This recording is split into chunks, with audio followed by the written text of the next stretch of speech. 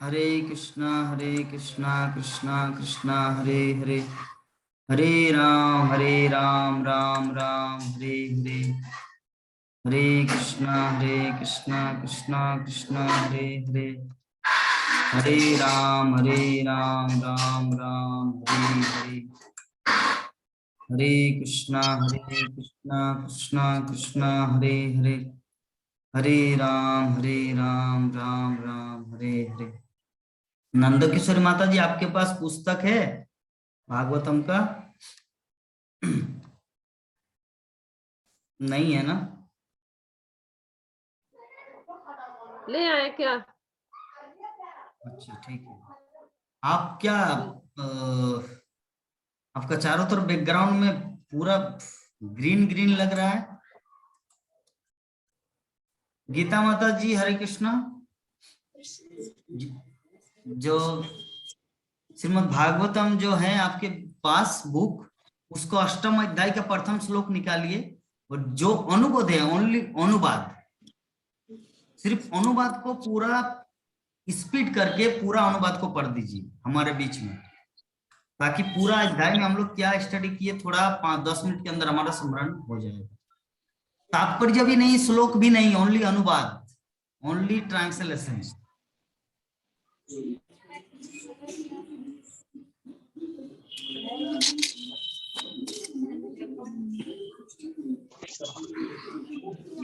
हरे कृष्णा। हाँ समझ गए माता। अध्यायात महारानी कुंती द्वारा प्रार्थना वाला। श्रील सूत गोस्वामी ने कहा, तत्पश्चात पांडवगण अपने मृत परिजनों की इच्छा अनुसार उन्हें जल दान देने हेतु द्रौपदी सहित गंगा के तट पर गए। स्त्रियां आगे आगे चल रही थी। पढ़िए पढ़िए, आप सिर्फ अनुवाद पढ़ते जाइए, सब पूरा टोटल 10 मिनट के अंदर पूरा। अच्छा, हाँ। पूरा उनके अध्याय। लिए शोक करने तथा पर्याप्त गंगा जल अर्पित करने के पश्चात उन सब ने गंगा में स्नान किया, जिसका जल श्री भगवान के चरण कमलों की धूलि मिल जाने के कारण पवित्र हो गया है। वही कुरुवंशियों के राजा महाराज युधिष्ठिर अपने छोटे भाइयों महाराज धृतराष्ट्र, गांधारी, कुंती तथा द्रौपदी सहित बैठ गए। वे सभी शोक से अत्यधिक पीड़ित थे। भगवान श्री कृष्ण भी वहां थे।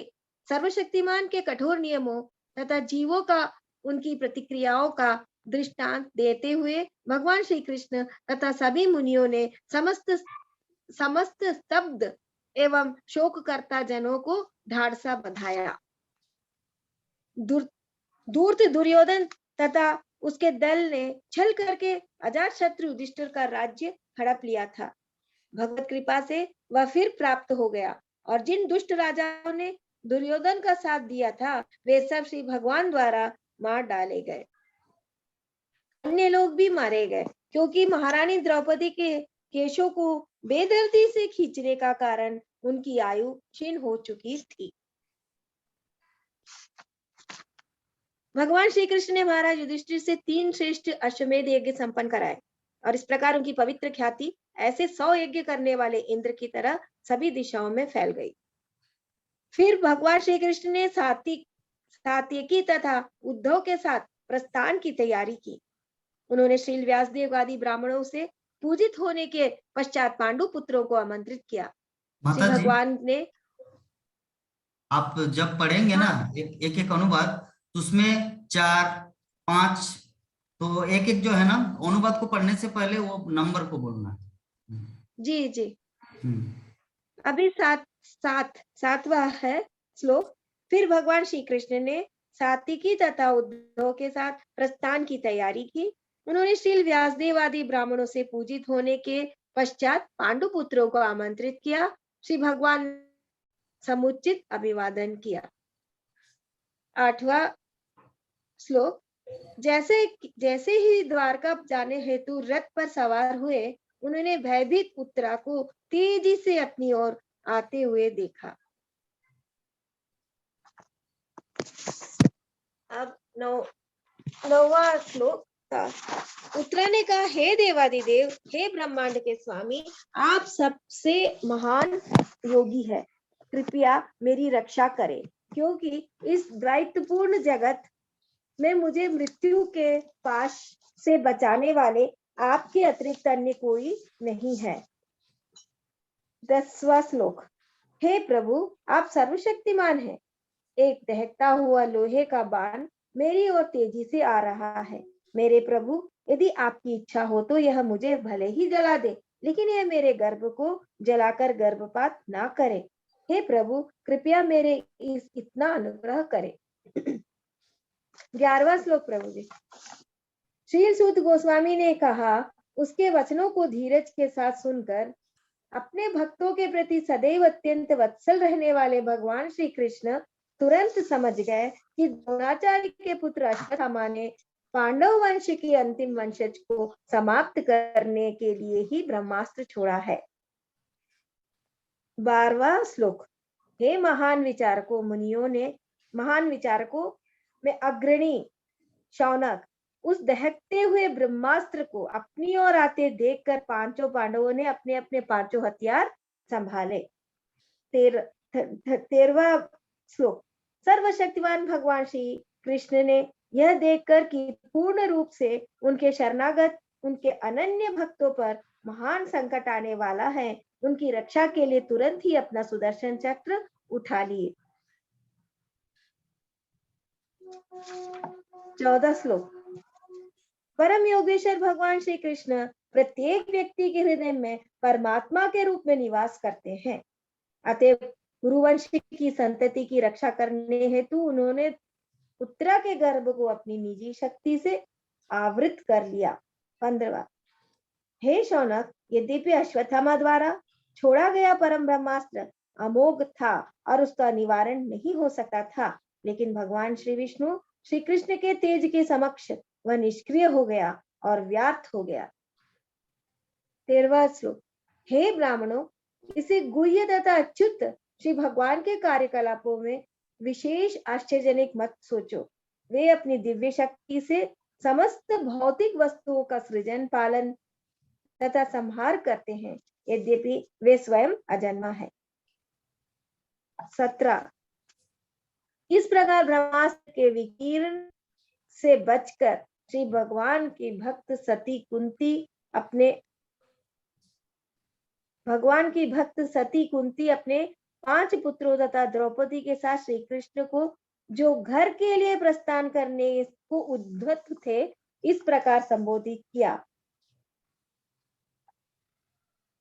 17। श्रीमती कुंती ने कहा, हे श्री कृष्ण, मैं आपको नमस्कार करती हूँ, क्योंकि आप ही आदि पुरुष है और इस भौतिक जगत के गुणों से निर्लिप्त रहते हैं। आप समस्त वस्तुओं के अंदर तथा बाहर स्थित रहते हुए भी सबके लिए अदृश्य है।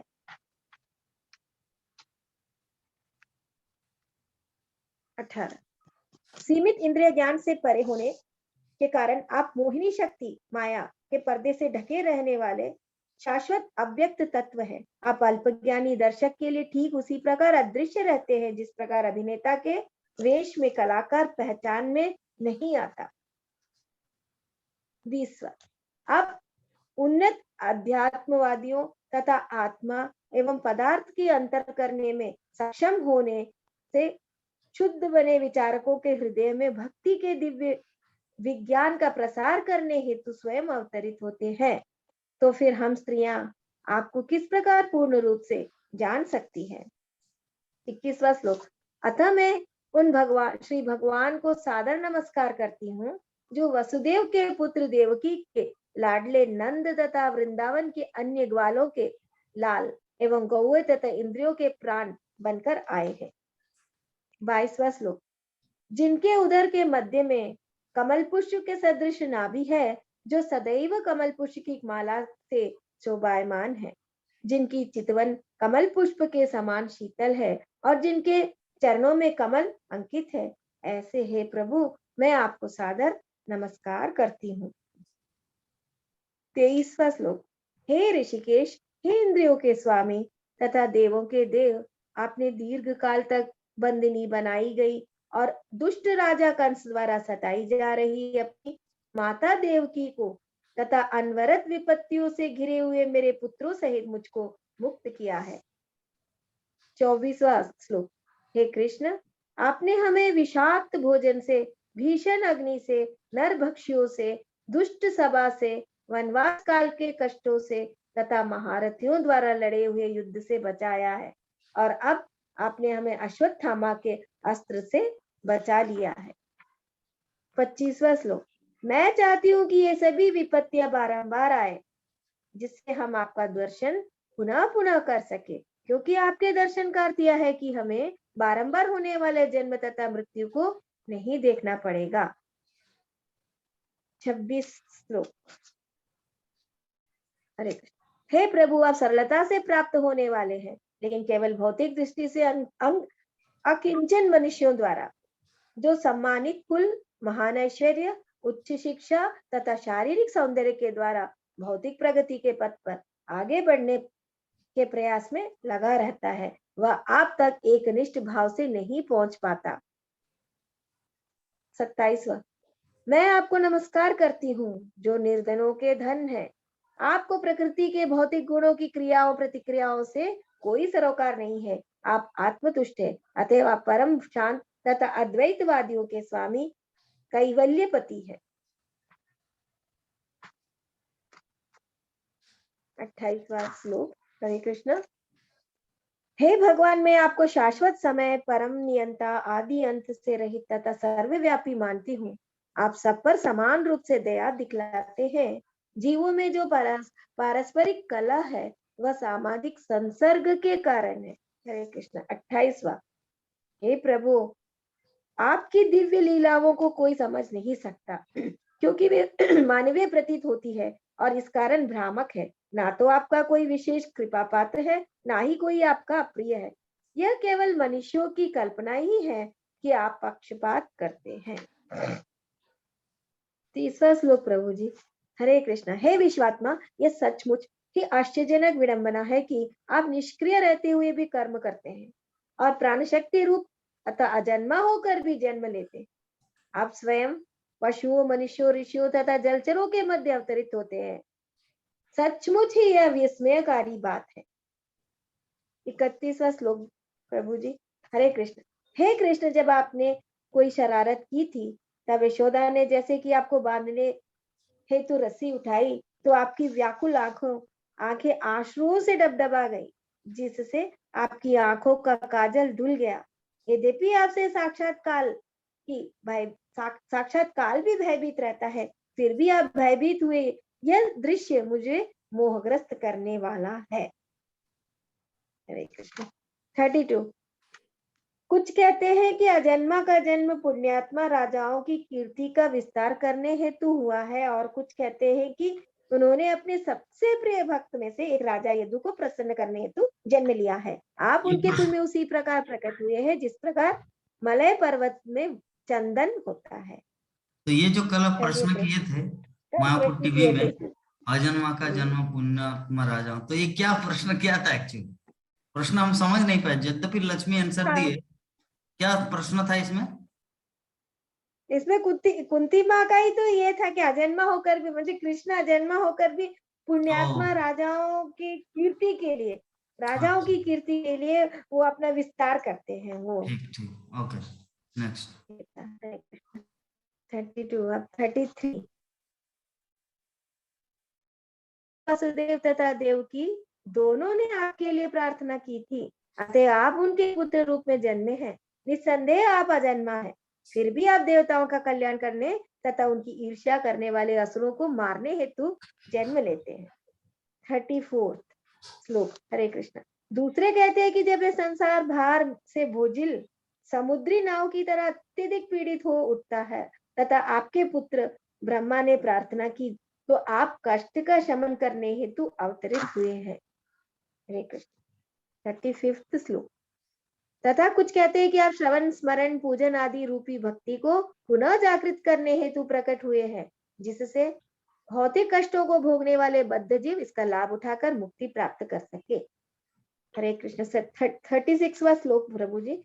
श्री कृष्ण, जो आपकी दिव्य लीलाओं का निरंतर श्रवण, कीर्तन तथा स्मरण करते हैं या दूसरों को ऐसे करते देखकर हर्षित होते हैं, वे निश्चय ही आपके उन चरण कमलों का दर्शन करते हैं जो जन्म मृत्यु के पुनरागमन को रोकने का एकमात्र साधन है। 37 श्लोक प्रभु जी। हे मेरे प्रभु, आपने समस्त कर्तव्य स्वयं पूरे कर दिए हैं। आज जब हम आपकी कृपा पर पूर्ण रूपेण आश्रित है और जब हमारा और कोई रक्षक नहीं है और जब समस्त राजा हमसे शत्रुता किए हुए हैं, तो क्या आप हमें छोड़कर चले जाएंगे? हरे कृष्ण 38।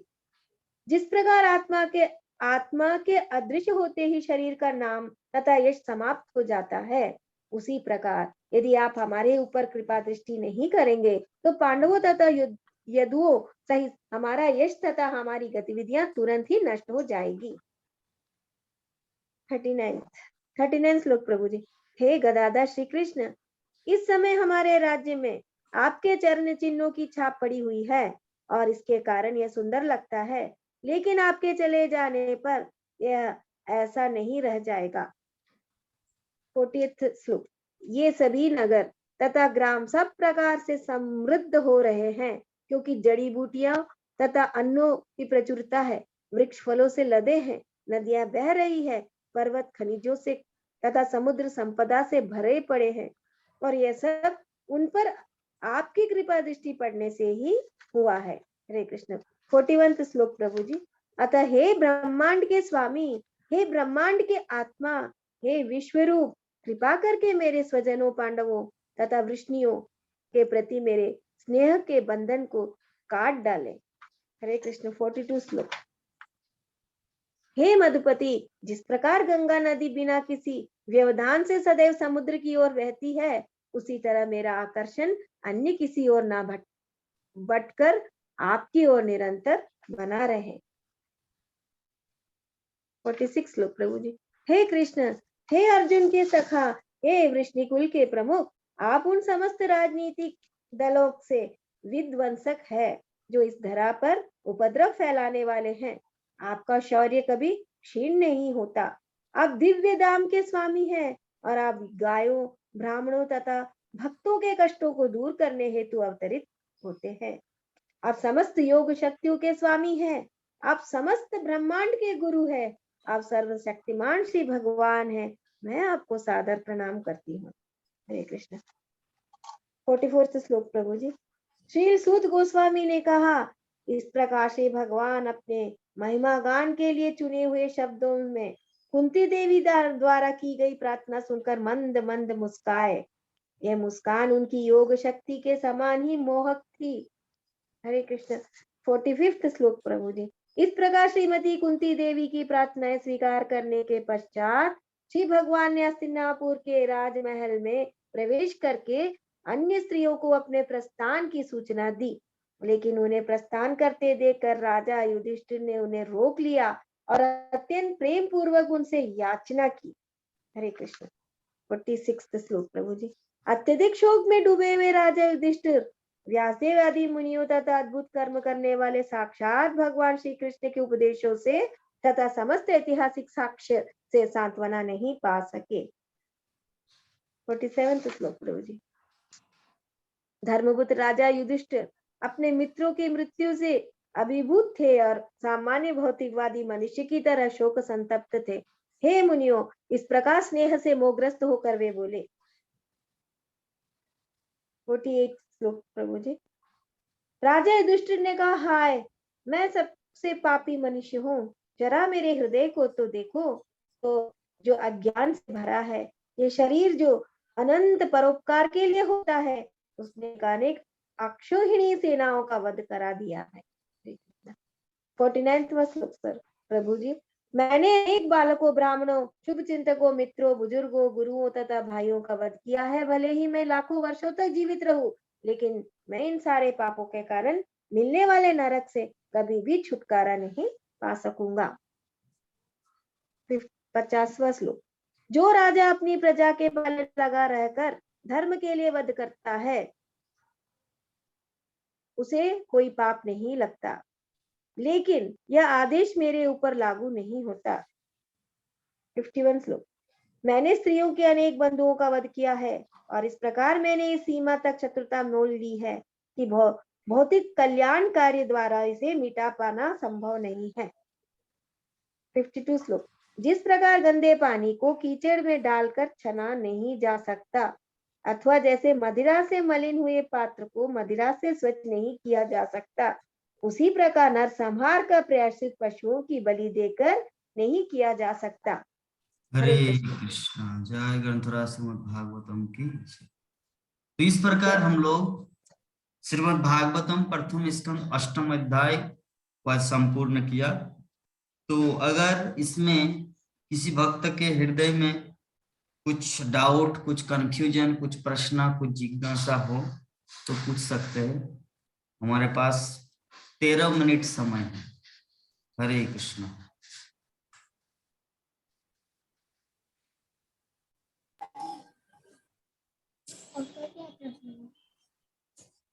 मुरारी जी प्रभु जी। प्रश्न है कुछ? प्रभु जी, अगर हरे राम राम राम हरे हरे, हरे कृष्ण कृष्ण कृष्ण कृष्ण हरे हरे वैदिक मंत्र हुआ, तो हरे कृष्ण वाला भी तो वैदिक मंत्र होना चाहिए। वैदिक मंत्र सब कुछ वैदिक मंत्र ही है, लेकिन भगवान श्री चैतन्य महाप्रभु उसको सरल बना दिया कि इसमें कुछ दोष नहीं लगेगा। सभी वैदिक मंत्र ही, वेद से ही सब कुछ आया है, उसको जस्ट पलट दिया। जैसे एग्जाम्पल के रूप में आपको बता रहे, इधर से एक मतलब हवा का झोंका पानी के साथ इधर से आ रहे, आप छाता अम्ब्रेला लेकर जा रहे, तो अगर ऐसे करके जाएंगे आप छाता को तो आप बच पाएंगे, और अगर ऐसे करेंगे तो, बात को समझे या छाता से दिखा दूं? बात को समझें या छाता को फूटा के दिखा दो?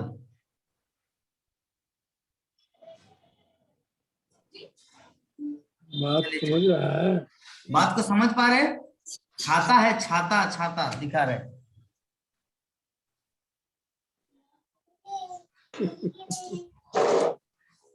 ये देखिए सभी भक्तगण, देखिए इधर वैदिक मंत्र और इस मंत्र में क्या अंतर है? दोनों वैदिक मंत्र ही है। जैसे देखिए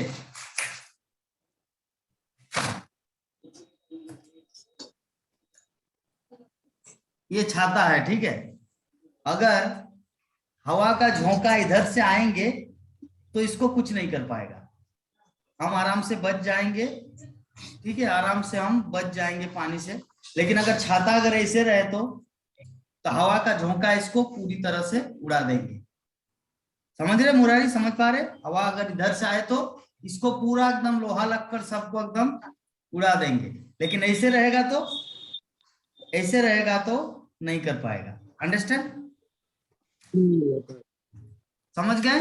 जी तो जो हरे राम राम राम हरे हरे जो है ना, वो ऐसे है, हवा इधर से आ रहे तो हरे राम राम राम हरे हरे कृष्ण, तो ये उड़ा देंगे, मतलब किसी अवस्था में ये नहीं किया जा सकता। लेकिन जो हरे कृष्ण कृष्ण कृष्ण इधर से कितना भी हवा दे, हरे कृष्ण कृष्ण कृष्ण हरे हरे, हरे राम राम राम हरे हरे, तो कुछ नहीं किया जा सकता। तो इसीलिए चैतन्य महाप्रभु जो एक ही वैदिक मंत्र है, हवा का जो रुख है उसको मोड़ दिए, मतलब छाता का जो ऐसा था छाता को ऐसे कर दिए। ऐसे था छाता, इधर से अगर हवा आएंगे तो पूरी तरह से वो इसको डुबा देगा, उड़ा देंगे। लेकिन छाता को ऐसे करेंगे तो, ये तो हम लोग अपने जीवन में भी देखे है ना, ठीक है? समझ में आया मुरारी? जी प्रभु जी। अच्छा, राकेश प्रभु जी को क्या समझ में आया? उदाहरण बताइए तो। ना ठीक है प्रभु जी।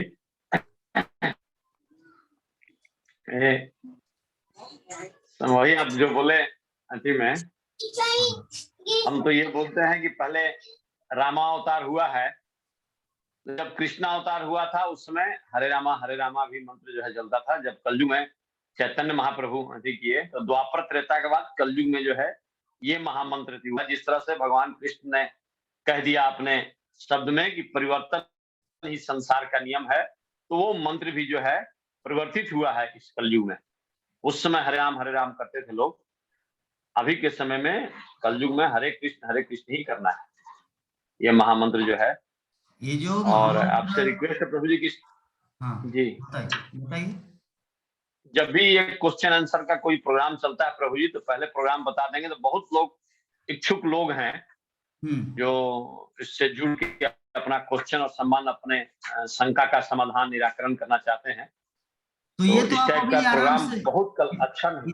इसको तो आप प्रभु जी पूरा ब्रॉड माइंड के साथ, पूरे जितना आपका व्हाट्सएप ग्रुप है, जितने आपके मित्र है, इसमें जगन्नाथ प्रभु भी कुछ नहीं बोले, ये तो मायापुर टीवी द्वारा प्रसारित होगा, तो इसके तो आप सबको बोल सकते हैं। जी, हर जी। गुरुवार को, प्रत्येक गुरुवार को नहीं, ये शाम तो को भेज दिए वो तो। हाँ अच्छा, तो नहीं, लिंक फिर चाहिए ना प्रभु जी उसका, तो लिंक लिंक भेज देंगे, पहले से रहेगा लिंक प्रत्येक तो गुरुवार को। ठीक है, लिंक को तो आप भी भेज सकते हैं, लिंक तो मैं भेज दूंगा ग्रुप में। तो मान लीजिए मैं ऑनलाइन हाँ, हाँ। भागवतम कथा ग्रुप में भेज दिया, आप वहां से फॉरवर्ड कर देना जितना सारा ग्रुप है। पहले आपको क्या कर करना रहे है, थे हम। पहले जी, आपको पहले आपको जो एक पोस्टर रहेगा, जैसे मान लीजिए गुरुवार को जो प्रोग्राम होगा, तो पोस्टर में सुबह हाँ, हाँ, शेयर हाँ, कर दूंगा। जैसे सुबह हम शेयर किया था हाँ, हाँ, हाँ। कि आज इतना सारा स्पीकर जी, आएगा, ये होस्ट होगा, कुछ भी प्रश्न हो, तो वो पोस्टर आप सुबह एक बार सबको शेयर कर देना, मायापुर टीवी द्वारा हाँ, प्रायोजित, हाँ। ठीक है। और उसके बाद जो जिस समय लाइव चलेगा 7:30 बजे, तो उस समय जो लिंक है वो मैं ग्रुप में शेयर करूंगा। अभी आप उस ग्रुप से लेकर पूरे जितने आपका 18 ग्रुप, 25 ग्रुप, 90 ग्रुप, सब ग्रुप में दे देना, ताकि भक्तगण का जितना कुछ समस्या या प्रश्न हो उस सब का समाधान हो पा सकते हैं। एकदम एकदम, जी जी प्रभु।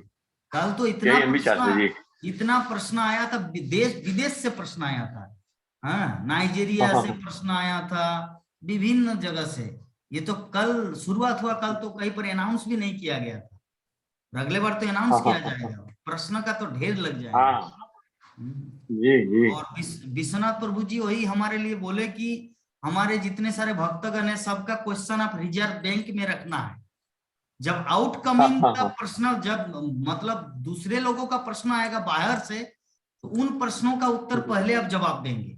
जब उन लोगों का आना हाँ, नहीं हाँ, होगा, तब हमारा जो है घर का, अपना परिवार का, उस समय से यहाँ एक एक करके खर्च करके अपना संसार चलाना है, अपना परिवार चलाना। मतलब नहीं, वो जो प्रश्न उत्तर का जो प्रोग्राम है, वो तो कोई क्लास नहीं है, वो तो एकमात्र प्रश्न उत्तर के का प्रोग्राम है। तो मान लीजिए प्रश्न अगर नहीं रहेगा तो प्रोग्राम बंद हो जाएगा। इसीलिए क्या करना है, हमारे जो डेली जो भागवतम कथा जो ग्रुप है, सभी भक्तों को बोलना है रोज रोज एक एक करके प्रश्न आपके व्हाट्सएप नंबर पे भेजे, और आप उसको अकाउंट में रखना है रिजर्व बैंक में, मतलब उसको कॉपी पेस्ट करके रखना है। और जिस दिन प्रोग्राम होगा मायापुर टीवी में, वो वाला प्रश्नों को रखना है। जैसे नया प्रश्न किसी का नहीं आएगा बाहर से, जैसे बेंगलोर से आया था, कल भुवनेश्वर आया से, कलकत्ता से आया था, नाइजीरिया से आया था, आपका धनबाद से आया था, विभिन्न जगह से आया था, आसाम से आया था, अगर वहां वो आना बंद हो गया किसी भी तरीके से, तो हमारा जो है वो प्रश्न, तो इसका मतलब ये नहीं कि हमारा सिर्फ पुराना बैंक में सिर्फ पुराना ही रहेगा, इसको भी लिया जाएगा, लेकिन पहले प्रायोरिटी देना है बाहर वालों को, क्योंकि हम सब तो रोज आपकी कथा तो सुनने का सौभाग्य हम लोग प्राप्त किए हैं, लेकिन उन लोगों को तो नहीं मिला है, उन लोगों को तो गुरुवार के जस्ट 1 घंटा। तो इसीलिए आप ये करना है। तो इसीलिए हम भक्तों से बोलेंगे, गीता माता जी से, प्राण मोहन प्रभु जी से, नंद किशोरी माता जी से, विभा माता जी से, इवन आपसे, कि सभी कम से कम जो भी मन में कुछ भी किसी भी टाइम, मान लीजिए आप गाड़ी चलाते चलाते आपका एक प्रश्न आ गया, तो गाड़ी को ब्रेक मार के प्रश्न को मुझे सेंड कर देना, ठीक है। ठीक ठीक है, हाँ, नहीं पहले से मालूम हो जाएगा तब तो हाँ सबको रेफर करेंगे। इसमें बहुत शंका समाधान हो रहा है, हाँ, ठीक और है। वैदिक रीति से हो रहा है, साथ में जो है गुरुकुल के माध्यम से हो रहा है, तो बहुत अच्छा किया। टीचर भी थे, बहुत लोग लाइक किए कल, जहां जहां हम लोग डाले भेजे हैं नगर जो, तो बहुत लोगों ने जो है उस पर थम दिया है। ठीक है प्रभु जी, हरे कृष्ण। हरे कृष्ण। हाँ प्राण हरे कृष्ण प्रभु जी। जी। मेरा एक प्रश्न है प्रभु जी, हाँ कि क्षेत्र में जो ये महाभारत का युद्ध हुआ, ये तो धर्म युद्ध था। हाँ तो धर्म युद्ध में जब दोनों तरफ से लड़ाई हो रहा है, दोनों एक दूसरे का शत्रु बना हुआ है, शत्रु है, तो फिर युधिष्ठिर महाराज इतना चिंतित क्यों है? और चिंतित जबकि धर्म युद्ध में जो मारा जाता है शत्रु, उसमें पाप नहीं लगता है, हाँ, तो फिर युधिष्ठिर महाराज इतना क्यों चिंतित? चिंतित इसलिए है क्योंकि हम लोग एक श्लोक में देखे ना, प्रभुपाद तात्पर्य में क्या लिखे कि प्रभुपाद बोले कि युधिष्ठिर महाराज को मेटेरियलिस्टिक इसलिए बनाया गया ताकि उसको भीष्म देव का उपदेश प्राप्त हो। वो तो हम लोग इसका उत्तर तो पहले ही पा चुके हैं। गीता माता जी का शायद यही आंसर देने वाले थे। मैं अगर आंसर नहीं भी देता तो माता जी के मन में ये वाला बात आया था कि प्राण मोहन प्रभु जी को ये जवाब दिया जाए। तो ये तो हम लोग ऑलरेडी इसका उत्तर प्राप्त कर चुके हैं। प्रभुपाद तात्पर्य में इसीलिए उल्लेख किए वहां पर, जैसे अर्जुन को मोहग्रस्त में क्यों गिराया गया था, वो तो शुद्ध भक्त थे भगवान के, वो इसीलिए मोहग्रस्त कराया ताकि भगवत गीता उद्भव हो। परीक्षित महाराज उतने ज्ञानी ध्यानी, उतने परम जोगी, उतने सुंदर भक्त, हाँ क्यों मतलब मुनि के गले में सांप दिया? सांप इसलिए दिया गया ताकि वो सांप देने के बाद उनका मुनि का पुत्र श्राप देगा, सांप के बदले श्राप, मरा हुआ सांप के बदले श्राप, और श्राप के बदले वो घर परिवार छोड़ेंगे और श्रीमद् भागवतम का उदय होगा। हाँ, तो उसी प्रकार युधिष्ठिर महाराज जानते धर्म युद्ध है, ये सभी भगवान को देख देख के मरे हैं, मतलब सभी भगवत धाम को प्राप्त किए हैं, इसमें शोक का कोई स्थान नहीं है। लेकिन फिर भी मेटेरियलिस्टिक की तरह वो शोक क्यों कर रहे हैं? क्योंकि भीष्म देव का उपदेश उनको प्राप्त होने वाला है। ये है इनका रहस्य, जो ऑलरेडी हम लोग इसका उत्तर श्रील प्रभुपाद के तात्पर्य में प्राप्त कर चुके। ठीक है, ठीक है प्रभु। हाँ चलिए, तो आप लोग के मन में कभी भी इस तरह का कुछ प्रश्न हो, माता जी, नंदकिशोर माता जी, प्रश्न बैंक मुझे भेजना है ताकि हमारा कार्यक्रम और बेहतरीन हो सके। गीता माता जी, ठीक है।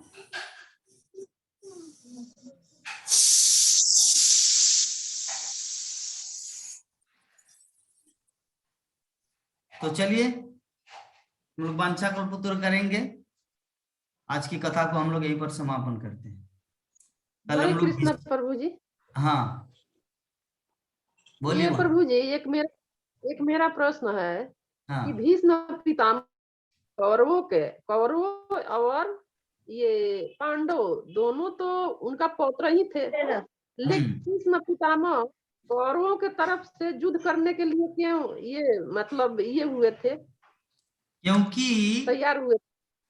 क्योंकि भीष्मदेव जब पांडवगण, वो तो जैसे पांडु का मृत्यु हुआ, पांडु की मृत्यु होने के बाद अभी ये सभी तो निराहार मतलब बेघर हो गए सभी, पांचों पांडव और कुंती महारानी, और उसके बाद दुर्योधन के पॉलिटिक्स के कारण ये लोग वनवासी हो गए, 12 साल 13 साल वनवासी हो गए। तो अभी भीष्मदेव अभी किसके साइड में रहे? क्या भीष्मदेव भी बन जाएंगे क्या पांडवों की तरफ से? नहीं जाएंगे। तो कहाँ रहे? उसी हस्तिनापुर में रहे। तो हस्तिनापुर में कहाँ रहे? दुर्योधन के साथ। तो दुर्योधन के साथ मतलब कितना दिन नमक खाया, तो जिसका खाएंगे मतलब नून, तो उसका तो गुण तो गाना ही है ना। तो ये है इसका उत्तर जी। ठीक है माता जी प्रभु जी। चलिए, तो ये सीरियस होना है हम लोग। एक दिन में तो जैसे कल एक दिन में हमारे प्राण मोहन प्रभु जी 10 प्रश्न रेडी किए, तो ऐसे में सबका बोझ हो जाएगा भक्तगण का, इसीलिए एक एक करके 2-2 करके आप भेजते रहना है प्रश्न। ठीक है, जब भी मन में ऐसा आए मुझे मेरे व्हाट्सएप में भेज देना, मैं उसको नोट डाउन करके दूसरे जगह में ट्रांसफर करूंगा। ऐसा नहीं कि यार प्रभु जी को भेजेंगे व्हाट्सएप में, वो तो गुम हो जाएगा। कुछ नहीं गुम होगा, मेरा सबका रिकॉर्ड है, फाइल में रखा हुआ है, कॉपी पेस्ट करके रखा हुआ है PDF फाइल। ठीक है, तो चलिए हम लोग वांछा कल्पतरु करते हैं, आज की कथा को यहीं पर विराम देते हैं। वांछा कल्पतरुभ्यश्च कृपा सिन्धुभ्येव च पतितानां पावनेभ्यो वैष्णवेभ्यो नमो नमः। हरे कृष्णा कृष्णा कृष्णा हरे हरे, हरे राम राम राम हरे हरे। जय जगत गुरु श्रील प्रभुपाद की जय। श्रीमद् भागवत महापुराण की जय। अनंत कोटि वैष्णव भक्त वृंद की जय गौर भक्तवृंद की जय निताय गौर प्रेमानंदे। हरि हरि बोल, हरि हरि बोल, हरि हरि बोल।